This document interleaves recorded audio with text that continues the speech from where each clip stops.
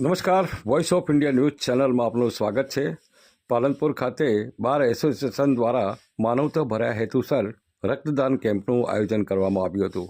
આ રક્તદાન કેમ્પમાં જિલ્લા ટ્રાફિક પોલીસ સ્ટાફ તેમજ સિનિયર અને જુનિયર વકીલ મિત્રોએ ઉત્સાહભેર ભાગ લીધો હતો.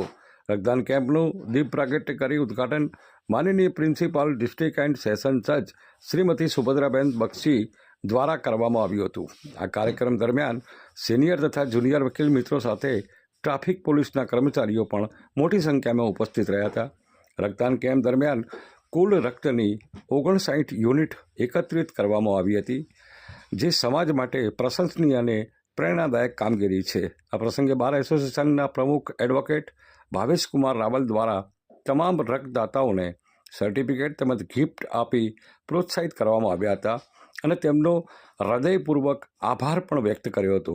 કાર્યક્રમમાં વકીલ મંડળના મંત્રી, ઉપપ્રમુખ શ્રી, કારોબારી સમિતિના સભ્યો ઉપરાંત અનેક સિનિયર અને જુનિયર